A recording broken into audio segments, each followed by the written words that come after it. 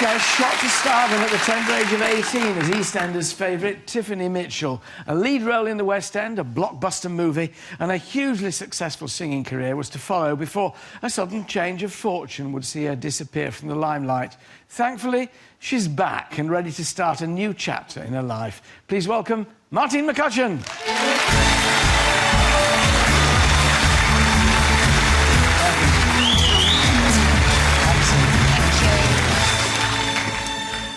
It was a surprise to us all. Suddenly, you disappeared and all was not well, and we heard stories of bankruptcy and of ill health.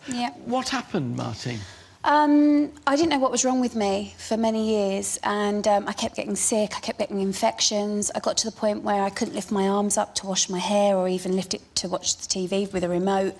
My husband was having to bathe me. He was amazing, he was my bestest friend, but I was so scared because I didn't know what was wrong. Then I became very depressed and very scared to take on any work. The work that I did have dried up because I kept collapsing on set. As a result, the money wasn't coming in and I was undiagnosed, and it was a really scary time. Finally, I was diagnosed with ME, which is a very misunderstood illness. People think you're just tired, but you get the most terrible pain in your bones, your muscles. Some days you can't move, you faint. And I want to raise as much awareness for that as I possibly can. Did it creep up gradually on you, or was it pretty sudden when it happened? Yeah, it's kind of, you know, sadly, a lot of athletes or anybody that pushes themselves beyond their limits, and when I was doing a West End show, you are like an athlete. You have to be on form all the time. And I think a lot of heartache, a lot of unaddressed issues that I hadn't dealt with, just running to the next role, running to the next job, it kind of manifested itself in like a dis-ease, if you like. Yeah.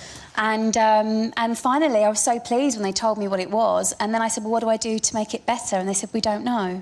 Some people don't even recognise it as a real illness. And I said, well, I know for sure it is. I'm not the sort of person that would What did you do to get back to where you are now? Because so this is obviously I'm still sort of on my journey with it. I don't pretend to be an expert at all, but I think that eating the right foods, drinking the right drinks is a massive part. You have to eat as clean as you can. It's just one less thing for your body to be dealing with.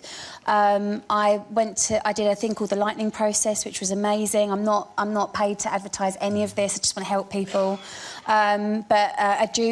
Juicing was amazing. I went on a juicing retreat to cleanse my body of any toxins, and just rested as much as I could, but also gently got myself back into exercise. And it depends what stage you're at. And you have to, like, if you're really, really bad like I was in a wheelchair at one point, you have to very slowly listen to your body and gently do what you can, and you kind of build up and then you get knocked back, and then you build up a bit more and then you get knocked back. But now, luckily, I'm in a place where I can work again, make some money again and get back to my rightful glory at last. Hurrah! Yeah. Thank you.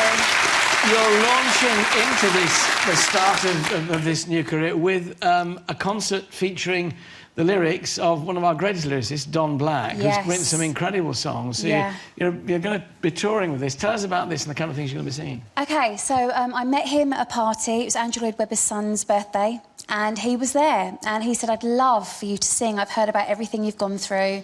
I loved seeing you sing on Children in Need. You sang a Barbra Streisand song. Would you sing one of my songs? And would you do a concert? And I was so scared because I'd lost a lot of my confidence. And I said, oh, I don't know. He said, I'll tell you what, I'll take you out for dinner. Now, Don Black is the most charming man you could ever meet. And basically, he got me to say yes. I'm so thrilled. I'd be an idiot to say no.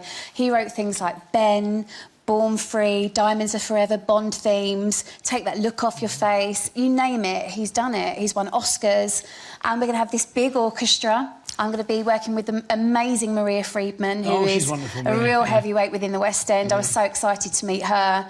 And she's a creative director, and we're going to be up there having a really classy, elegant celebration of this man's talent. We look forward to it. Are we going to see you in films again? Because we loved you in Love, actually. If they'll have me, I'd love to. That wasn't amazing. Was it as much fun to make that film as it was to watch? I was saying to the girls, actually, that was my gold medal, because I always wanted to work with Richard Curtis. I always wanted to work with Hugh Grant, and I got to do that in one film.